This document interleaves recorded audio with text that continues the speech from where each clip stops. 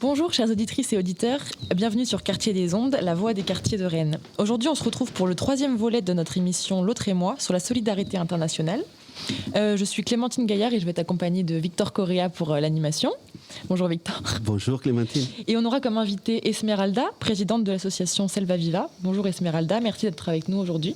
Bonjour Clémentine, bonjour Victor. Je suis également ravie de passer ce moment avec vous. Donc cette émission va se dérouler en 3 parties. Dans une première, on parlera un peu du parcours de la fondatrice, donc Esmeralda, des objectifs et des actions que cette association mène à Rennes et en Colombie. Dans une deuxième partie, on va s'intéresser plus à un projet particulièrement ambitieux et novateur que Selva Viva et son partenaire colombien va piloter pendant ces 3 prochaines années. Et dans une troisième partie, on aura la chance d'avoir le témoignage de la Fondation Itarca, qui est donc le partenaire colombien de Selva Viva, avec lequel il travaille. Mais on revient d'abord vers vous, Esmeralda. Donc vous avez passé votre enfance et votre adolescence en Colombie. Mais comme vous aimez à le rappeler, vous vous considérez d'abord amazonienne avant de vous considérer colombienne, c'est ça ? Oui, c'est ça. Parce que, d'abord, je suis colombienne et sur ma carte d'identité. Et j'ai 63 ans, mais dans mon cœur, je suis amazonienne parce que je suis la génération des enfants des premiers colons arrivés en Amazonie colombienne dans les années 50. Donc, je suis arrivée à 8 mois. Ma mère m'allaitait et on est arrivé dans un milieu qui pour nous était hostile, notamment pour mes parents, mais pas pour moi, puisque ma psyché, mon environnement psychologique, émotionnel s'est construit là-bas. Je suis profondément attachée à ce milieu. Et donc, malgré l'attachement à vos racines et l'amour que vous avez pour votre pays, vous avez décidé de venir en France. Pourquoi ? Eh bien, parce qu'après mon baccalauréat, je suis allée à la capitale Bogota pour suivre des études supérieures. J'ai fait des études jusqu'au master en sciences de l'éducation, spécialisée en didactique des langues étrangères, anglais, français. Et j'ai préféré, bien entendu, la France, la langue et la culture. Et j'ai décidé de ne pas faire ma formation en France. Donc, mes amours avec la France ont commencé en Amazonie. Vous n'allez pas me croire, mais quand j'étais en première et terminale, j'ai appris dans un village au milieu de l'Amazonie, j'ai appris le français. Ok, j'ai pu comprendre quand on parlait l'autre jour, donc votre père était un leader communautaire en Colombie et votre famille a converti son élevage laitier pour se tourner vers la sylviculture. Est-ce que c'est votre enfance, votre éducation qui vous a amené à avoir cet engagement associatif assez fort aujourd'hui ? Oui, tout à fait. Papa et maman étaient parmi les colons, comme je viens de raconter. Les autres personnes étaient des paysans éminemment, des agriculteurs, mais papa et maman étaient d'origine paysanne, mais ils étaient devenus citadins, ils étaient enseignants. Donc papa, sachant lire, écrire, s'exprimer, etc., et il aidait les paysans il les représentait devant les autorités et il a beaucoup œuvré pour le bien commun. Sans me rendre compte, et sûrement ça doit être dans les gènes, et il nous a transmis cette passion pour le bien commun. Et donc, est-ce qu'il y a un événement particulier qui a fait que vous avez créé cette association Selva Viva ? Oui, en fait, grâce au haut débit, mon frère, qui était resté là-bas, me briefait. Il m'a sensibilisée parce que j'allais de temps en temps, tous les 5 ans, et il m'a mise au courant de toutes les problématiques environnementales du territoire qui étaient complètement transformées. Ce n'était pas ce que j'avais vu dans mon enfance et vécu dans mon enfance. Et je me suis dit, mais qu'est-ce que je fais ici ? Il faut que je fasse quelque chose, même à distance. Et comme nous avons été des déforestateurs, ma famille, eh ben, il y avait quand même un besoin de réparation. Et dernièrement, je m'estimant une personne privilégiée pour avoir réussi à quitter mon petit village là perdu et être en France dans de bonnes conditions, eh ben, je me suis dit, il faut que j'aide aussi les jeunes qui n'ont pas dans mon village, qui n'ont pas d'opportunité. Est-ce qu'il y a un événement majeur qui a fait que vous avez eu envie de créer cette association Selva Viva ? Oui, tout à fait. Il date de 2016. Mais avant, j'avais été sensibilisée par mon frère qui m'expliquait comment avait évolué le territoire et il m'a consulté si je votais pour transformer notre activité de là-bas, de la familiale, et nous diriger vers la sylviculture. En 2016, il y a eu le fameux procès symbolique contre Monsanto et il y a eu 2 sylviculteurs de ma commune qui sont venus à La Haye représenter le pays en tant que témoin victime d'arrosage aérien avec du glyphosate. Je me suis dit, on ne va pas rater cette occasion, il faut le faire venir.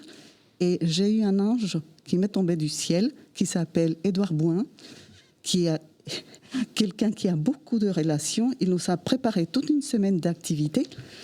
Nos 2 sylviculteurs ont fait des conférences pour le grand public, des conférences spécialisées pour les étudiants de géographie. Édouard nous a fait des rencontres avec des élus, avec des différents organismes. Il s'agit d'un professeur de l'université, Oui, il donne des cours, il est chargé de cours à Rennes 1 ou Rennes 2, je ne me souviens pas le chiffre, mais il assure des cours en géographie. Et donc, les sylviculteurs leur avaient expliqué l'utilisation de l'outil système de géoréférencement, SIG, à des fins de réforestation, par exemple. Et donc, ici à Rennes, ils ont écouté avec beaucoup d'intérêt l'impact qu'avait eu ces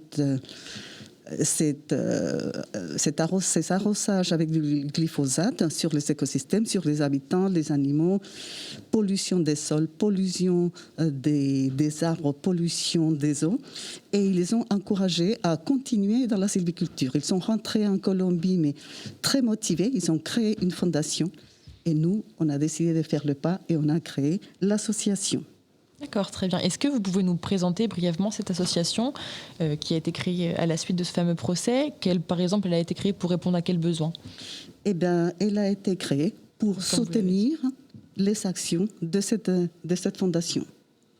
Et oui, donc Selva Viva se résume en quatre mots, en 4 phrases. Une jeune génération de solidarité internationale qui œuvre pour l'environnement, qui travaille en Amazonie, mais aussi qui fait des actions à Rennes et qui a une particularité. Je vous laisse ça pour la suite. Et vous soutenez des initiatives de développement durable, c'est ça? Oui, tout à fait. Notamment de réforestation, mais aussi de développement durable humain. C'est notre prochain projet. Et en quoi consiste ce soutien? Eh bien, tout d'abord, informer ici. Informer le public en général, le public jeune, sur les problématiques environnementales de ces lieux de l'Amazonie, qui a quand même un impact sur toute la planète, sur le climat global, et de faire connaître des initiatives citoyennes de développement durable menées là-bas. Et une chose fondamentale, faciliter les échanges de savoir et de savoir-faire entre la Bretagne, on va dire, et notre commune là-bas en Amazonie. Et vous savez que toute cette histoire de sous, bien entendu, il nous faut lever des fonds pour pouvoir réaliser ces projets. Et quelles sont les actions que vous menez là-bas en Colombie? Eh bien, nous avons réussi en 3 ans quand même à faire des choses. Et le premier projet que l'on a soutenu, qui a duré 3 ans, c'était un projet pilote de réforestation. Le porteur, c'était une famille. Résultat, sur une parcelle de 10 hectares, ils ont planté et cultivé 10 000 arbres. L'important, c'est que ce sont des essences natives en voie de disparition. Le deuxième soutien, c'était pour l'aménagement d'un centre de sylviculture, une construction en bois, dans une plantation à nouveau d'essences natives.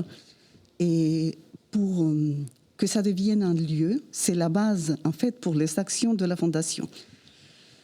Pour que ça devienne un lieu de sensibilisation des habitants, des jeunes, des populations, pour qu'ils comprennent, pour les alerter du danger de cette dégradation permanente, progressive de leur environnement, et aussi pour leur proposer la sylviculture comme une activité alternative. Et c'est un lieu de formation, de sensibilisation, comme je viens de dire, et de recherche. En fait, ils accueillent des stagiaires locaux du département, du pays et même internationaux. Nous avons eu le plaisir d'accompagner des jeunes de Master 1 en droit et environnement qui sont allés là-bas, accueillis par la Fondation pendant 3 mois. Il y a eu aussi un volontaire, mais maintenant, depuis la pandémie, ma foi, on ne peut pas les accueillir.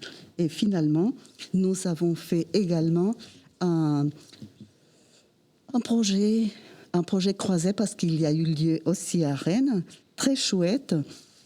Il s'agit de sensibiliser à partir d'expressions artistiques.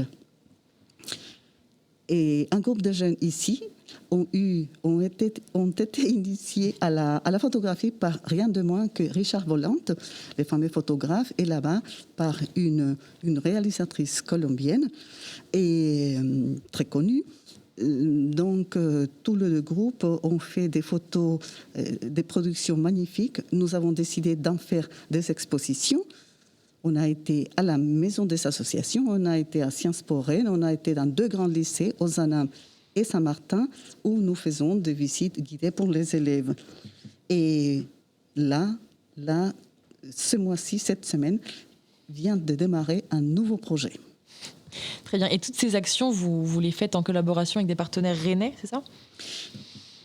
Oui. Avec quels partenaires rennais ? Nous avons d'abord des partenaires qui nous font des dons, comme l'entreprise Chimborazo.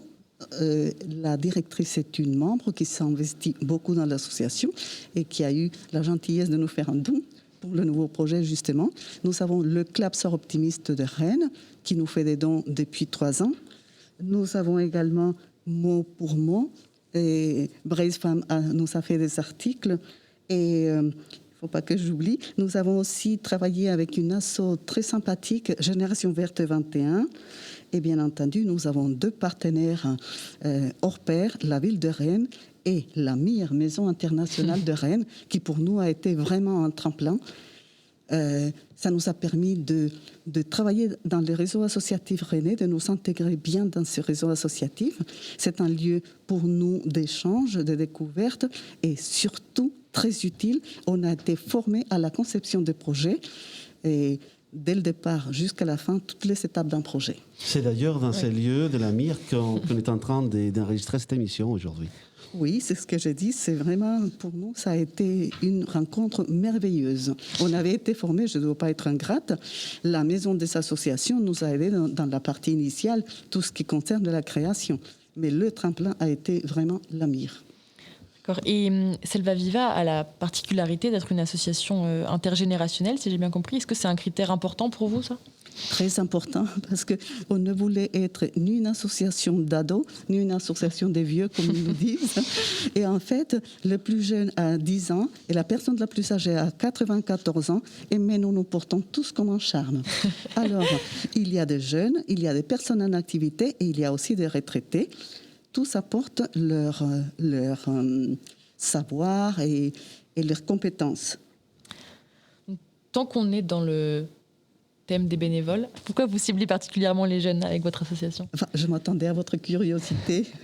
Désolée. Oui, en fait, non, c'est moi qui suis un peu trop bavarde, mais c'est très important de dire que nous ciblons les jeunes parce que d'abord, on voulait créer une dynamique au sein de l'association et aussi leur donner une place, leur faire réaliser des actions concrètes, partager des valeurs communes et aussi apprendre avec eux et assurer la relève, comme chez vous là. Ah, j'ai oublié une association très importante qui est notre partenaire. C'est le Souffle et la Flamme. Ah, très bien. C'est vraiment, je suis ravie d'avoir fait la rencontre récemment du président et de son équipe de collaborateurs. Voilà. Très bien, continuons. Et donc, tant qu'on est dans le thème des bénévoles, on va en profiter pour écouter une autre voix de Selva Viva. On va maintenant entendre un témoignage de Mathéo, qui est bénévole au sein de Selva Viva et qui est responsable des réseaux sociaux, qui va nous expliquer comment lui est venue l'idée d'intégrer cette association. Bonjour, je m'appelle donc Mathéo, j'ai 17 ans et je suis en terminale et j'habite donc à Rennes. Alors, j'ai intégré l'association grâce à ma professeure d'espagnol en troisième qui nous a parlé lors de la thématique sur l'environnement qu'elle allait voir une association qui faisait sa présentation officielle. Euh, et c'était une association qui parlait d'écologie, apparemment c'était en Colombie. Enfin, elle nous a présenté quelque chose d'assez flou, mais à la fin du cours, je suis allé la voir et je lui ai demandé plus de détails. Et du coup, je suis allé avec ma sœur à la présentation de cette association. Et j'ai tout de suite adhéré. Et donc, évidemment, cette association, c'était Selva Viva. Et j'ai énormément adhéré à ce projet, à la fois en Colombie, mais aussi à Rennes. Et du coup, ces deux volets, euh, deux types d'actions qui ont deux impacts totalement différents. Alors, à propos de la place des jeunes chez Selva Viva, on a une place qui est assez privilégiée dans le sens où on est énormément écouté. Si on a des propositions à faire, des améliorations ou des volontés, elles sont vraiment écoutées et on prend vraiment part aux décisions quand il y en a. À propos par exemple de l'écologie, de nouvelles méthodes de sensibilisation ou encore de projets, par exemple pour les réseaux sociaux, mais ça c'est un point où nous y reviendrons un petit peu plus tard je crois. Et donc on a une place qui est assez sympathique parce qu'il y a aussi une très bonne ambiance dans cette grande famille de Selva Viva. Et donc nous sommes très écoutés, une très bonne ambiance et une très bonne communication entre tous et ça facilite énormément les échanges intergénérationnels avec un écart d'âge dans l'association qui est de près de 75 ans je crois, entre le plus jeune et le plus âgé. Donc ça montre vraiment ce côté intergénérationnel, une place forte pour les jeunes.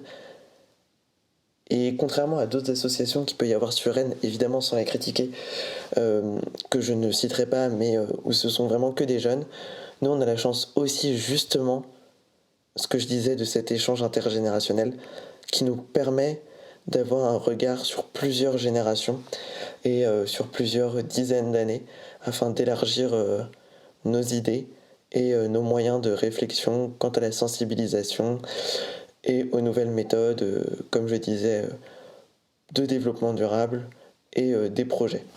Donc c'était le témoignage de Matteo, un bénévole de Selva Viva. Donc tout à l'heure, Esmeralda, on a évoqué les actions que vous meniez en Colombie. On va parler maintenant des actions que vous menez sur Rennes. Ils tournent autour de quels axes? Elles tournent autour de quels axes?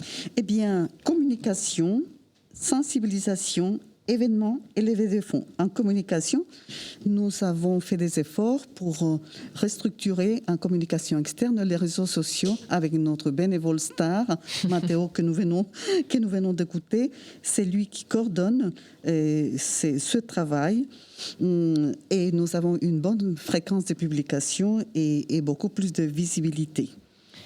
Donc on va réécouter Matteo qui va nous expliquer en quoi consiste son travail sur la communication externe de Selva Viva. Au tout début du confinement de mars 2020, j'ai proposé à la présidente Esmeralda Guzman de restructurer nos réseaux sociaux car on a bien une image d'association dynamique intergénérationnelle, mais il manquait ce contact avec tous nos membres, avec les personnes que nous rencontrons, par exemple les jeunes lors d'activités en milieu scolaire. Et du coup, nous avons tous les deux monté un projet afin de donner un nouveau graphisme, une nouvelle esthétique à nos réseaux sociaux pour apporter différentes facettes, mais notamment celle d'informer, mais aussi de transmettre nos savoirs que l'on peut avoir, comme par exemple des savoirs sur les populations autochtones, sur leurs mythes et croyances, sur des légendes de l'Amazonie, qu'elles soient colombiennes ou non. Et cela a été permis grâce à un goût que j'ai quand même depuis assez longtemps pour l'audiovisuel, mais aussi pour la communication des réseaux sociaux et aussi une communication directe. Et donc, ce projet qui a donc pour but de sensibiliser aux enjeux environnementaux de l'Amazonie s'est fait par une équipe que j'ai coordonnée et administrée. une équipe de 5 personnes qui avaient des talents divers, que ce soit pour le graphisme, pour la rédaction ou encore pour la recherche d'informations que nous allons transmettre. Donc c'était le témoignage de Matteo, qui est référent des réseaux sociaux au sein de Selva Viva. Vous nous avez parlé aussi d'un axe de sensibilisation, c'est ça ? Oui, tout à fait. Et surtout en milieu scolaire, nous sensibilisons depuis CP jusqu'à la terminale et bientôt en milieu supérieur. En 3 ans, nous avons réussi à sensibiliser environ 1300 élèves. Et ce qui est formidable, c'est que normalement, l'élève, un atelier en milieu scolaire se fait avec comme animateur, un élève de la classe qui est membre de Selva Viva, sa maman qui est ravie de participer et un autre membre animateur bénévole. Nous faisons également en sensibilisation des conférences et des expositions. On va entendre maintenant l'interview de Elisa, qui est initiatrice de ces ateliers en milieu scolaire et qui a aujourd'hui 11 ans. Je m'appelle Elisa, j'ai 11 ans et demi. Je suis au collège de la Tour d'Auvergne et j'habite à Rennes. Depuis combien de temps es-tu membre de Selva Viva ? Depuis son début, du coup il y a 3 ans. Pour toi, Selva Viva en un mot, c'est ? Les arbres, parce que Selva Viva défend les arbres de Colombie pour qu'ils ne soient pas tous coupés. Comment as-tu connu Selva Viva ? C'est ma maman qui était amie avec Esmeralda parce qu'elle est partie au Brésil pendant un mois. Et du coup, quand elle lui a présenté qu'elle voulait faire une association, ma maman elle a voulu participer. Qu'as-tu fait avec l'association comme action ?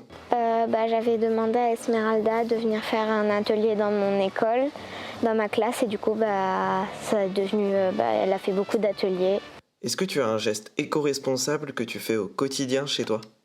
À la maison, on recycle et on fait du compost. Alors, nous sommes toujours avec Esmeralda Guzman de Selva Viva et Clémentine Gaillard à l'animation.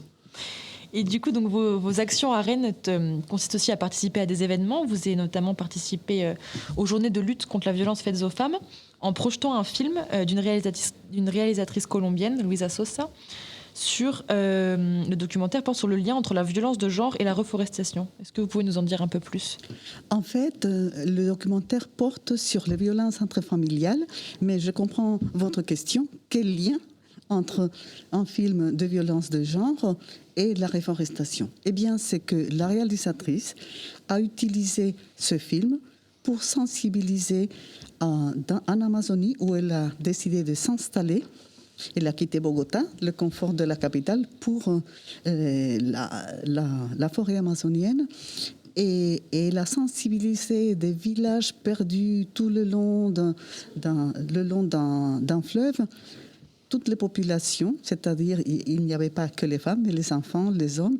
Et elle a fait dans mon village, Puerto Guzman, après les débats post-projection du documentaire, ils ont fait un planton. Un planton, c'est une opération de planter des arbres. Et là, ces femmes victimes de violences... Un planton, ça veut dire nous allons planter, c'est ça, c'est le mot en France. Un planton, c'est comme un téléthon, c'est comme un téléthon de plantation d'arbres, de réforestation, d'accord. Tout à fait. Donc, il y avait des femmes qui avaient été victimes de violences et Luisa Sosa a fait une cérémonie. Chaque femme a planté un arbre comme symbole de renaissance. C'est très beau ça met un lien entre les deux projets, effectivement. Complètement, et d'autant plus qu'elle va participer pour la formation audiovisuelle dans le prochain projet. D'accord. Et vous avez également participé au Festisol au travers de 2 événements. Donc une visite guidée d'une parcelle reboisée en Amazonie et une expo photo virtuelle. Personnellement, je les ai vues, j'ai trouvé ça génial, on se sent immergé, c'est vraiment incroyable. Est-ce que... quelles ont été les contraintes de réaliser ces prouesses ? Et qu'est-ce que c'est exactement ça, cette parcelle virtuelle ? Parce que moi, je n'ai pas pu les voir. Je vais vous gronder. En fait, non, parce que Clémentine l'a vu. Moi, je les ai vus, j'ai trouvé ça génial. Je sais. Je voudrais que tout le monde le voit, c'est ça. Oui, alors c'est quoi ? En fait, en novembre, on n'a pas pu faire des choses en présentiel pour participer au Festisol.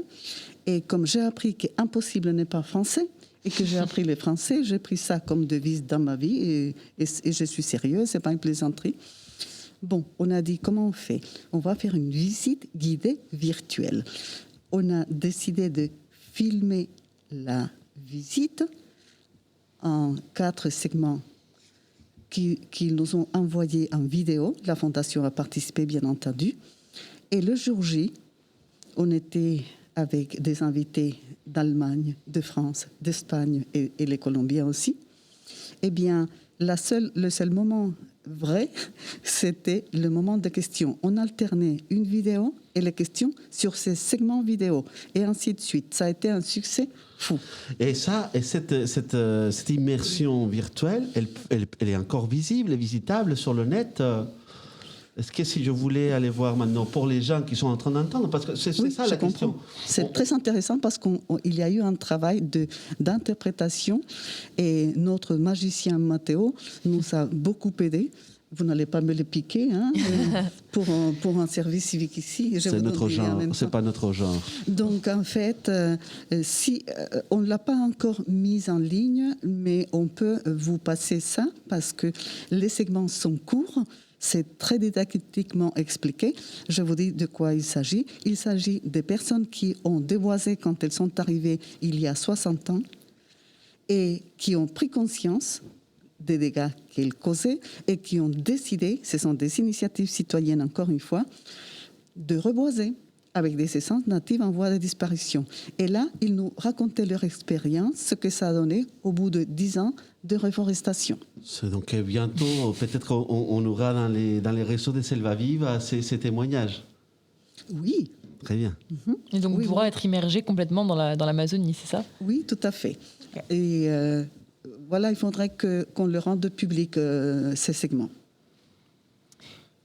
Et du coup, vos actions aussi consistent en des levées de fonds? Oui, ça c'est... le nerf de la guerre. C'est le nerf de la guerre, effectivement. Donc nous comptons tout d'abord sur la générosité de nos membres. Vraiment, jusqu'à présent, ils sont assez généreux. Et aussi, nous répondons à des appels à projets. J'ai appris à l'AMIR ici à monter des projets. Nous avons appris, parce que nous sommes une équipe de 2 personnes, et nous avons... demandé le FAD, le dispositif FAD, Fonds d'aide au développement, et nous avons également appliqué, comme on dit en anglais, demandé auprès de l'agence de microprojets, qui est un organisme au niveau national. On était fiers et ravis, on ne croyait pas avoir été lauréat.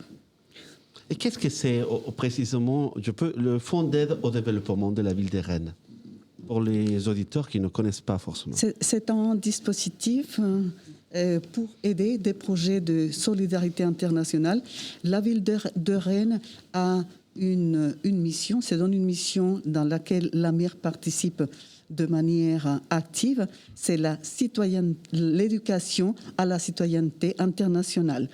Donc, c'est la ville de Rennes qui gère ces fonds et qui les octroie aux porteurs de projets. La plupart, ce sont des projets pour l'Afrique. Il y a également pour l'Asie. Et nous qui commençons à émerger, les latino-américains, avec des projets.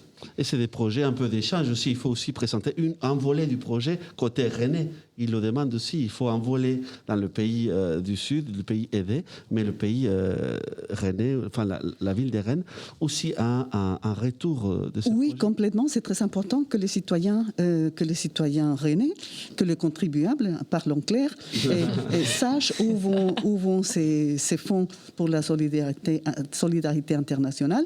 Donc, il faut faire un retour des résultats des projets qui ont été subventionnés et lors du Festisol ou lors d'autres activités, des conférences pour montrer, pour sensibiliser. Et voilà. Donc le Festisol, c'est le festival de solidarité pour les auditeurs qui a lieu au mois de novembre, donc l'hiver à Rennes, et qui est organisé pour la Maison internationale de Rennes, l'AMIR, dont on parle depuis tout à l'heure. On est toujours avec Esmeralda Guzmán de Selva Viva, et on va lui demander, donc par rapport à ces fans, quel est l'objectif, quels sont les objectifs de ce nouveau projet qui est demandé au Fonds d'aide au développement de la ville de Rennes? Eh bien, nous avons demandé des fonds pour financer un projet qui s'appelle Formation de formateurs à l'éducation environnementale destiné à 15 jeunes de la commune de Puerto Guzmán en Colombie. Donc, il ne s'agit pas seulement de former à l'environnement, mais de former des multiplicateurs, mais pas des adultes, mais des jeunes. Voilà. Et c'est ça la particularité du projet. D'accord, je crois que Clémentine m'appelait vers une petite pause musicale et après on revient sur le Fonds d'aide au développement. C'est ça, une pause musicale sur le titre de Francis Garcia, Coqueteos.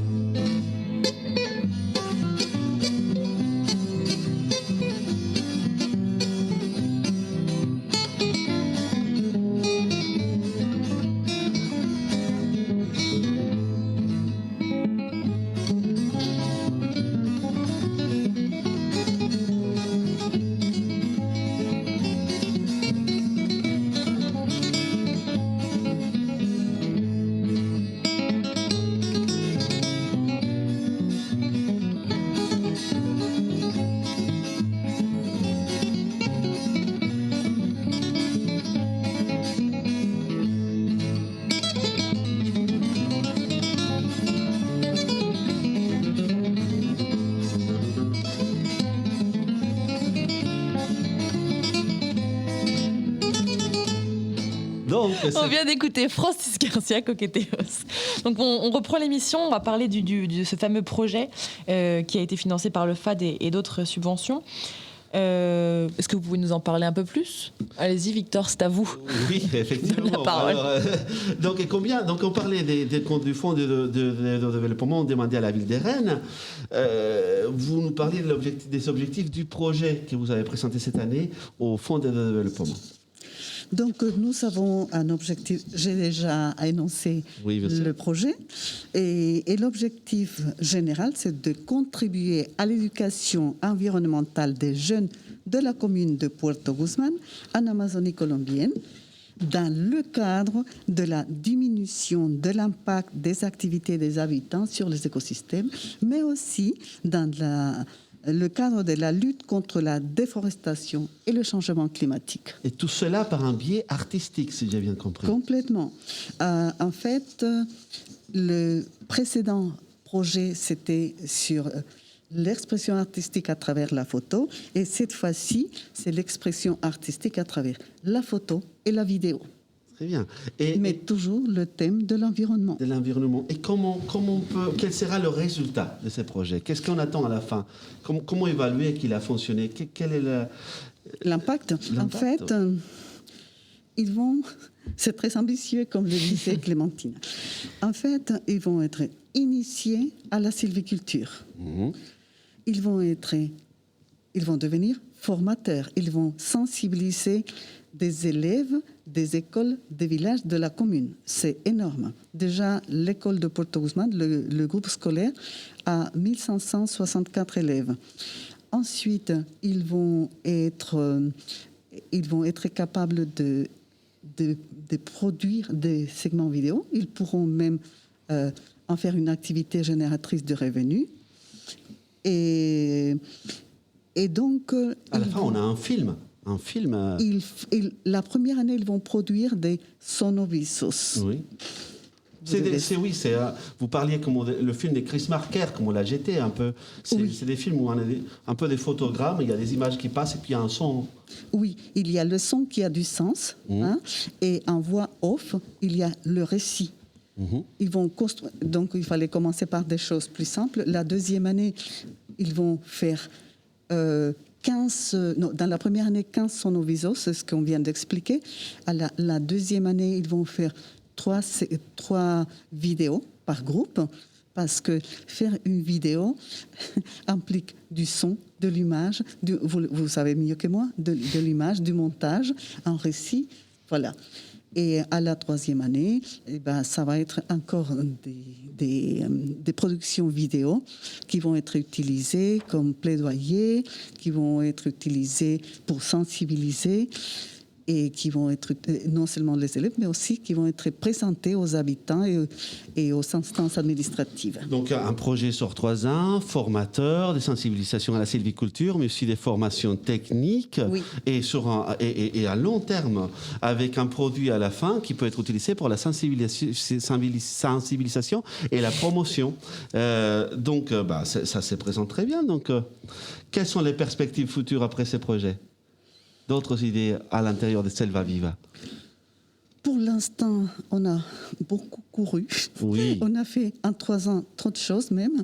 Et mon fils me dit que je suis addict au travail. Mais je voudrais me rattraper parce qu'à 63 ans, il fallait que j'aille vite aider ma commune. Eh bien, qu'est-ce qui pourrait venir après? Créer là-bas une école d'audiovisuel. Et puis voilà, au futur, pour l'école d'audiovisuel de Selva Viva en Amazonie. Je crois que Clémentine arrive avec d'autres questions, non? On va maintenant passer à la 3e partie de cette émission avec comme invité la Fondation Itarca, le partenaire colombien de l'association Selva Viva. Notre invité est Jorge Luis Guzmán. Est-ce que vous pouvez brièvement vous présenter à nos auditeurs? Bueno, mi nombre es Jorge Luis Guzmán Rocha. Soy el hijo menor de Sinaí Rocha y Jorge Julio Guzmán, 2 personas que llegaron con sus familias en 1958 desde la cordillera occidental en los Andes colombianos a esta parte de la Amazonia con el propósito de establecer una hacienda ganadera. Tengo una formación profesional como ingeniero de sistemas, he hecho estudios de posgrado en gerencia de servicios de salud, en gestión del desarrollo regional y una maestría en ciencias ambientales en la relación de los asentamientos humanos con el medio ambiente en la Universidad Católica de Chile. Je m'appelle Jorge Luis Guzmán Rocha et j'appartiens à une famille de colons qui est arrivée en 1958 depuis la cordillère des Andes colombiennes dans cette partie de l'Amazonie dans le but de mettre en place une exploitation d'élevage de bétail. Je suis né ici il y a 55 ans. Je suis ingénieur système et je me suis spécialisé en plusieurs domaines comme la gestion des services de santé et du développement régional. J'ai fait un master en sciences environnementales à l'Université catholique du Chili sur le rapport des implantations humaines avec leur environnement. Est-ce que vous pouvez maintenant nous présenter brièvement votre fondation et ce pourquoi elle a été créée?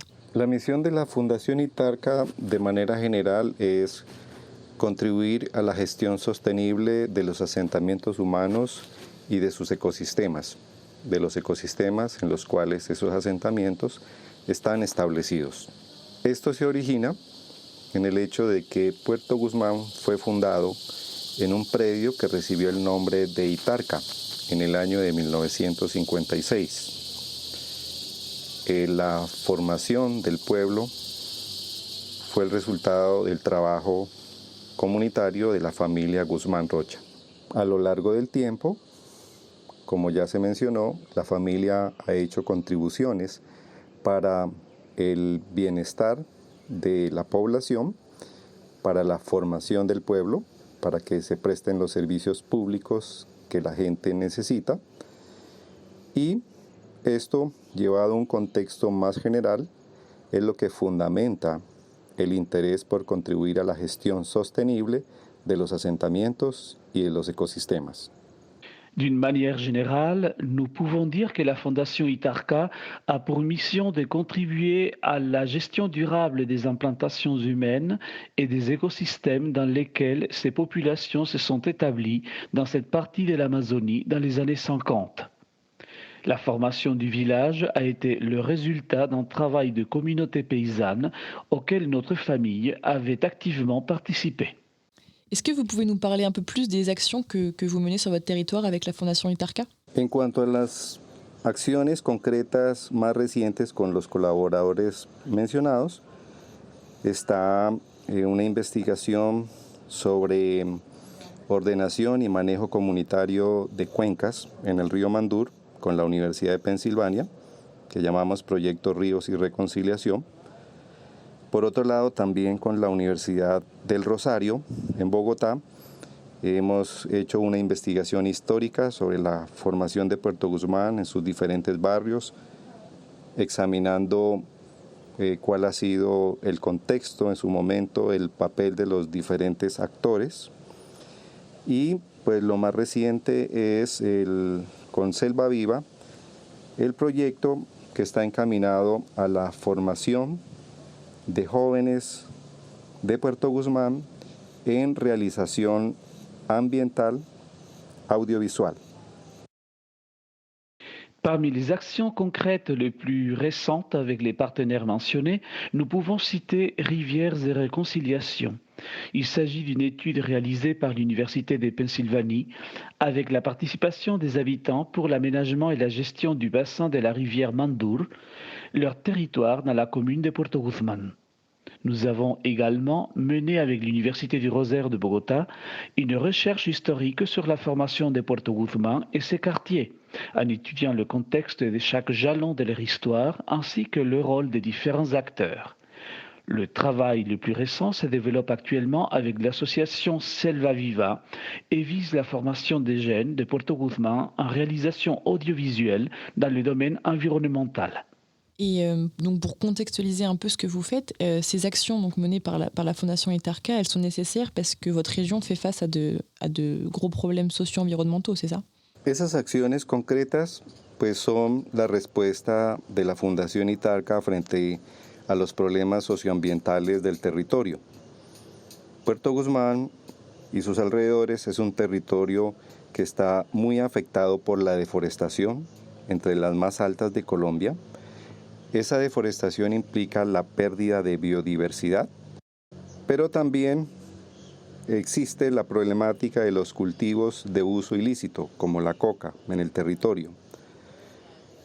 Hay una falta de conciencia por parte de la población, o diríamos aún mejor, la población es consciente del deterioro que está causando, pero no puede salir del círculo vicioso que causa destrucción. Esto es lo peor, que es población que podría estar vinculada a la rehabilitación, a la recuperación de áreas degradadas, pero el Estado no provee lo suficiente para que puedan cumplir ese papel, sino que provoca las acciones contrarias. Ces actions concrètes sont la réponse de la Fondation Itarca face aux problèmes socio-environnementaux du territoire. La commune de Puerto Guzmán constitue un territoire très touché par la déforestation qui se trouve parmi les plus élevés du pays. Cette déforestation entraîne une grande perte de biodiversité.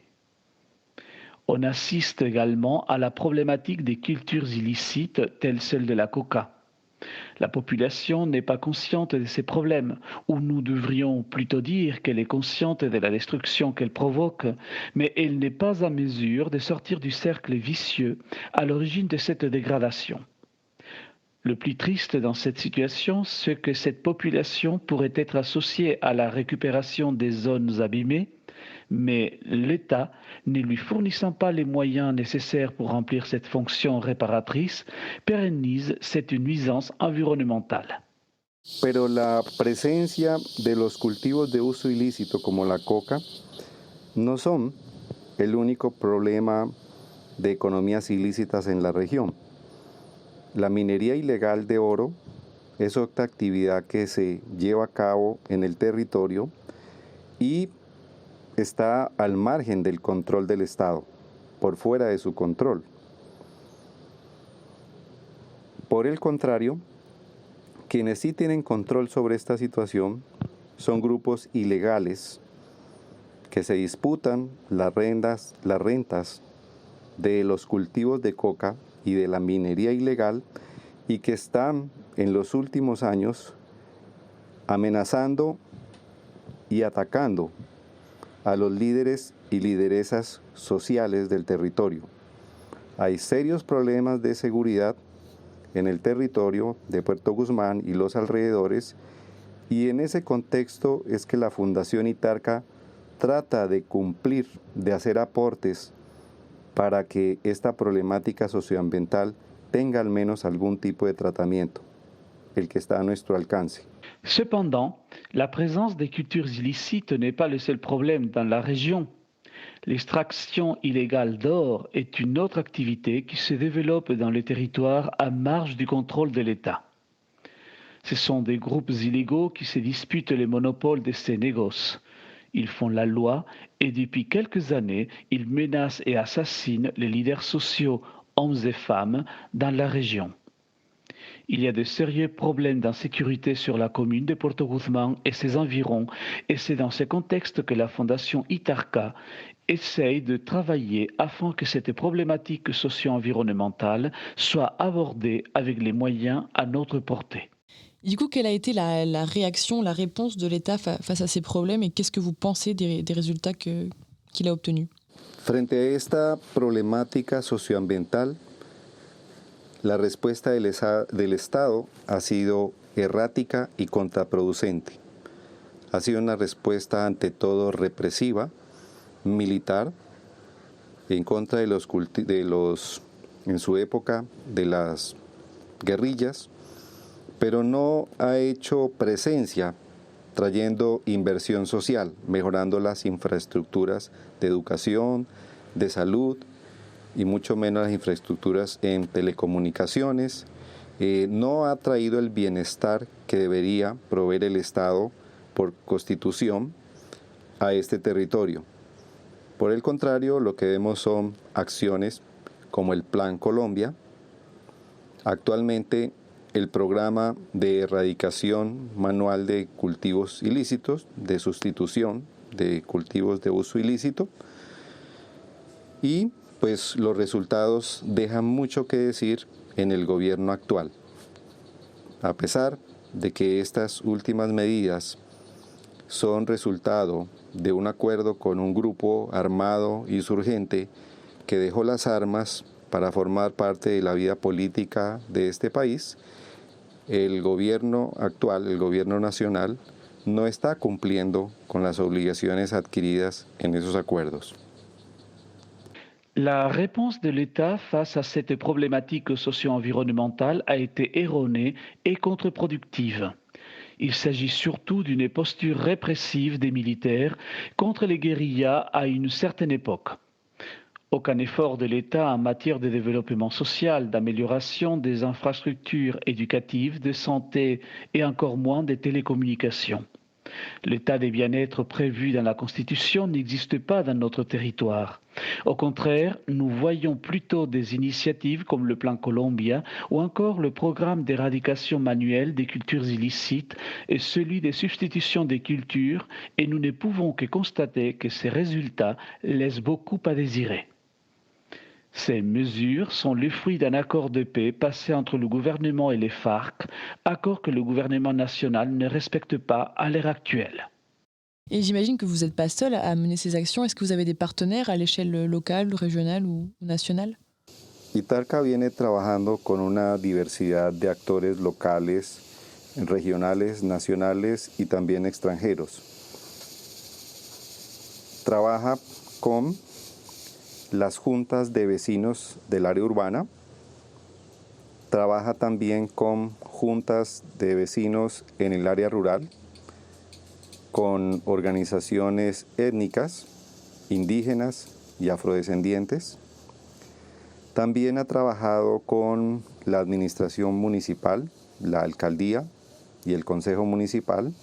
También tiene vínculos con establecimientos educativos como las instituciones de secundaria del municipio, la institución tecnológica del departamento, la Universidad El Rosario, con sede en Bogotá, y la Universidad de Pensilvania en Estados Unidos.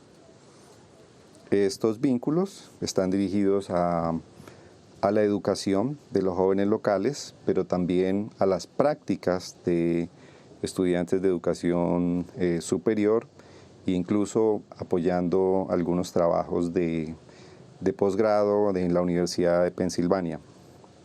La Fondation Itarca mène toutes ses actions avec des acteurs locaux, régionaux, nationaux et étrangers. Dans le contexte local, elle collabore avec les comités des quartiers de la ville et les comités d'action pour la communauté rurale, de même qu'avec des organisations ethniques indigènes et afrodescendantes. Elle travaille aussi avec les autorités municipales, la mairie et le conseil municipal. Elle a par ailleurs des liens avec des établissements éducatifs tels le lycée de la commune et l'établissement supérieur du département, l'Institut technologique du Putumayo. Au niveau national, elle a une convention avec l'Université du Rosaire à Bogota et avec l'Université de Pennsylvanie aux États-Unis. Ces relations ont pour but de contribuer à la formation des jeunes locaux, mais aussi de faciliter des stages d'étudiants du cycle supérieur et d'accompagner des travaux de master de l'Université de Pennsylvanie. Et du coup, quelle est la particularité des parties prenantes de votre projet? Es importante reconocer que el proyecto con los jóvenes ha logrado a través de Selva Viva la financiación de la alcaldía de Rennes y también de otros organismos de la sociedad civil a nivel nacional de Francia, de miembros de Selva Viva que han hecho sus aportes. También tenemos aportes por parte de la Fundación Itarca y las instituciones educativas Rafael Reyes y Amazónica de esta localidad. Hay un gran aporte por parte local que tiene que ver ante todo con trabajo, con los locales que se van a utilizar, con las áreas donde se van a hacer las prácticas y en general pues trabajo que es aportado de manera voluntaria por parte de quienes estamos en este propósito. Es un proyecto muy interesante, es un proyecto innovador, es la primera vez que hacemos este tipo de ejercicios de formación semipresencial, de educación digital, en que hacemos uso de Internet y de sus diferentes recursos para que los jóvenes locales tengan una primera experiencia de formación de este tipo, que es una formación que cada día cobra más fuerza en todo el mundo. En primer lugar, pues a raíz de la pandemia, que lo ha impulsado, pero también porque los medios tecnológicos se van desarrollando y poniendo al alcance de la gente con mucha rapidez. Je tiens à souligner que ce projet de formation des jeunes voit le jour grâce aux fonds levés par Selva Viva auprès de la ville de Rennes et d'autres organismes français, ainsi que des membres de l'association. De notre côté, nous comptons aussi sur les apports de la Fondation Itarca et des établissements éducatifs Rafael Reyes et l'institution éducative amazonienne de notre commune. La contribution locale consiste notamment en la mise à disposition des locaux et des zones où se réaliseront les stages, ainsi que tout le travail des volontariats. C'est un projet très intéressant et novateur car c'est la première formation digitale semi-présentielle utilisant l'Internet et ses possibilités pour que les jeunes locaux acquièrent une première expérience dans le domaine. Ce type de formation prend de plus en plus d'ampleur, tout d'abord à cause de la pandémie qui les a suscités, mais aussi parce que les moyens technologiques se développent et sont à la portée des gens de plus en plus facilement. Et quels sont maintenant du coup les domaines d'action de la Fondation? En medio de estas condiciones tan adversas a la labor de la sociedad civil, me refiero a las condiciones de inseguridad presentes en el territorio, la Fundación Itarca está concentrada en dos acciones: apoyar las iniciativas ciudadanas de rehabilitación de bosques mediante el cultivo de árboles maderables nativos, y por otro lado, realizar un proyecto de formación audiovisual y ambiental con jóvenes de la localidad. Este proyecto se está haciendo en convenio con los colegios, los principales colegios de Puerto Guzmán, y busca sensibilizar a los jóvenes que en este momento están en formación escolar, también algunos exalumnos, para tomar conciencia de los problemas que se presentan en nuestro territorio, socioambientales. Y para esto está haciendo uso de las tecnologías de información y comunicación. Es un proyecto de educación virtual, presencial, semipresencial, que pretende apoyar en los jóvenes la formación de liderazgos que permitan a su vez replicar los conocimientos que ellos adquieren en el resto de la comunidad de jóvenes de Puerto Guzmán. Dans un contexte si peu favorable à l'exercice de la société civile, je fais allusion ici aux conditions d'insécurité présentes dans les territoires, la Fondation Itarca intervient sur deux fronts. Elle appuie les initiatives citoyennes de récupération des forêts par la culture d'arbres natifs à bois d'œuvre, et par ailleurs, elle développe un projet de formation audiovisuelle et environnementale auprès des jeunes de la commune. Ce projet est mené en collaboration avec les principaux établissements secondaires de Puerto Guzmán et cherche à sensibiliser des jeunes lycéens ainsi que d'anciens élèves aux problèmes socio-environnementaux présents dans notre territoire au moyen des technologies de l'information et de la communication. C'est un projet d'éducation virtuelle semi-présentielle qui vise à capabiliser un groupe de 17 jeunes qui deviendront des multiplicateurs pour sensibiliser les élèves et les jeunes de la commune. Merci beaucoup, Jorge Luis, d'avoir répondu à notre question et d'avoir répondu présent à notre invitation. On arrive donc à la fin de notre émission. Donc nous allons féliciter Clémentina pour cette deuxième émission animée à l'intérieur du Souffle la Flamme l'autre mois, et surtout Esmeralda Guzmán et toute l'association de Selva Viva que nous félicitons pour le projet et pour le travail entrepris là-bas en Amazonie colombienne. Merci beaucoup, chers auditeurs des Quartiers des Andes. Merci à vous, ça a été vraiment un plaisir. Pour nous aussi. Merci à l'équipe technique qui a eu beaucoup de patience.